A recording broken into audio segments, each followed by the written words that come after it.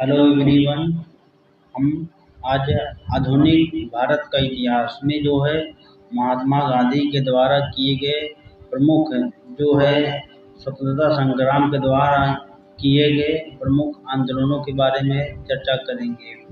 इसमें से सबसे पहला आंदोलन था चंपारण सत्याग्रह।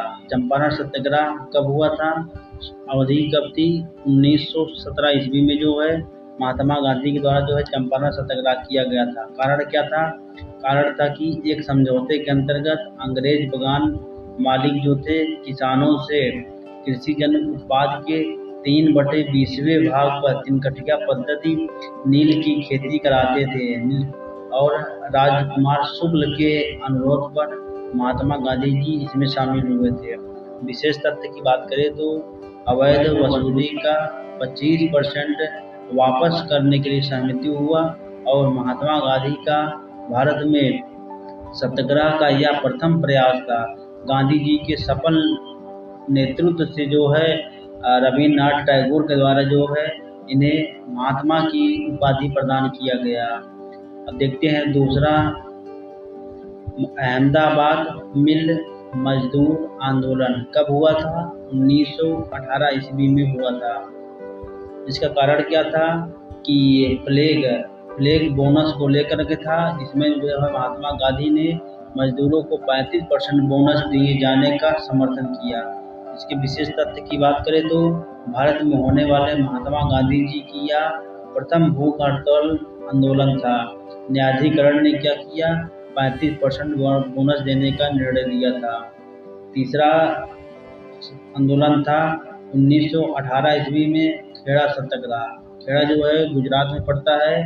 इसका कारण क्या था? इसका कारण था कि फसल नष्ट हो जाने के बाद भी सरकार द्वारा जो है जबरन जो है लगान वसूल जो है किया जा रहा था, जिसमें जो है महात्मा गांधी के द्वारा ने यहाँ पर सर्वेंट इंडिया सोसाइटी के सदस्य विट्ठल भाई पटेल के साथ पहुंचे और किसानों को लगान न देने को कहा। विशेष तथ्य की बात करें तो सरकार ने यह विवश होकर आदेश दिया कि लगान वसूली केवल समर्थ किसान को ही दिया जाए। मतलब लगान देने में सक्षम है उन्हीं किसानों से जो है लगान वसूल किया जाएगा। खेड़ा में ही महात्मा गांधी ने अपने प्रथम वास्तविक किसान सत्याग्रह को शुरू किया था। चौथा है रौलट सत्याग्रह। रौलट सत्याग्रह इसका कारण क्या था? सरकार रौलट एक्ट के अंतर्गत किसी भी व्यक्ति को मात्र संदेह के आधार पर बंदी बना सकती थी। इस कानून को बिना वकील, बिना दलील, बिना अपील का कानून कहा गया। विशेष तथ्य की बात करें तो इस एक्ट के विरोध में महात्मा गांधी ने 30 मार्च 1919 ईस्वी को जो है भारत में जो है सर्वत्र सत्याग्रह दिवस मनाया। रौलट एक्ट के विरुद्ध जो है सत्याग्रह के लिए गांधी जी के यह अखिल भारतीय संघर्ष के नेतृत्व में सर्वप्रथम प्रयास था। अगला आंदोलन है खिलाफत आंदोलन। कब हुआ था? 1919 ईस्वी में हुआ था। जिसका कारण क्या था कि प्रथम विश्व युद्ध के बाद जो है ब्रिटेन व तुर्की के मध्य हुई सेवर्स की संधि से तुर्की के सुल्तान के समस्त जो अधिकार थे वो छीन लिए गए। विश्व के सभी मुस्लिम तुर्की के सुल्तान को खलीफा मानते थे, जिसमें भारतीय मुस्लिम ने भारी रोष था। विशेष तथ्य की बात करें तो महात्मा गांधी ने इसे हिंदुओं और मुस्लिमों को एक राष्ट्रीय मंच पर लाने का एक अवसर माना और उन्होंने जो है इस आंदोलन की शुरुआत किया। लेकिन जो है कुछ कारणों की वजह से जो है 1924 ईस्वी में जो है यह तब समाप्त हुआ जब तुर्की में मुस्तफा कमाल पाशा के नेतृत्व में बना सरकार ने खलीफा पद ही समाप्त कर दिया। अगला आंदोलन था 1920 में असहयोग आंदोलन। असहयोग आंदोलन इसका कारण देखें तो महात्मा गांधी ने 1 अगस्त 1920 ईस्वी को असहयोग आंदोलन शुरू किया। इस दौरान उन्होंने 1 वर्ष में स्वराज का नारा दिया और आंदोलन चलाने के लिए तिलक स्वराज फंड स्थापित किया, जिसमें 1 करोड़ से अधिक रुपया एकत्र हुए। बात करें तो गांधी जी ने ब्रिटिश सरकार द्वारा दी गई जो है कैसर है हिंद की उपाधि लौटा दिया। तो इसमें क्वेश्चन ये मतलब गवर्नमेंट पूछ सकता है कि जो है गांधी जी ने जो है किस आंदोलन में जो है कैसर ए हिंद की उपाधि लौटा दिया था। इसका उत्तर होगा असहयोग आंदोलन। असहयोग आंदोलन कब हुआ था? 1 अगस्त 1920 ईस्वी को। ठीक है, अगला आंदोलन देखते हैं, चौरी चौरा कांड। चौरी चौरा कांड जो है 5 फरवरी 1922 ईस्वी को हुआ था। इसी आंदोलन से क्या मतलब, इस घटना से क्या हुआ था कि महात्मा गांधी ने जो है असहयोग आंदोलन जो हो रहा था उसको वापस ले लिया, क्योंकि गांधी जी जो है सत्याग्रह और अहिंसा के माध्यम से जो है ब्रिटिश सरकार से अपनी बात मनवाना चाहते थे। चौरी चौरा कांड जो है 5 फरवरी 1922 ईस्वी को हुआ था। घटना क्या था कि असहयोग आंदोलन के दौरान गोरखपुर के चौरी चौरा नामक स्थान पर प्रदर्शनकारियों ने जो है किसानों की भीड़ पर जो है पुलिस ने गोलियां चला दी, जिसके विरुद्ध क्या हुआ कि पुलिस थाने को घेर करके जो है आग लगा दी, जिसमें जो है 22 पुलिसकर्मी जो है जिंदा जल गए थे। इस परिणाम के तहत महात्मा गांधी जो है हिंसा से दुखी होकर के गांधी जी ने 12 फरवरी 1922 ईस्वी को असहयोग आंदोलन वापस ले लिया। गांधी जी को गिरफ्तार करके 6 वर्ष की कैद की सजा सुनाई गई, लेकिन जो है उनके स्वास्थ्य कारणों की वजह से जो है उन्हें जो है 5 फरवरी 1924 को ही रिहा कर दिया गया। तो यह भी क्वेश्चन बहुत महत्वपूर्ण है। इसके माध्यम से आप पूछ सकता है कि जो है चौरी चौरा कांड कब हुआ था, और उसके बाद जो है किस आंदोलन मतलब किस घटना के तहत जो है किस आंदोलन को वापस ले लिया गया था, ये भी पूछ सकता है। अगला देखते हैं सविनय अवज्ञा आंदोलन। सविनय अवज्ञा आंदोलन कब हुआ था? 1930 से 1931 ईस्वी में हुआ था।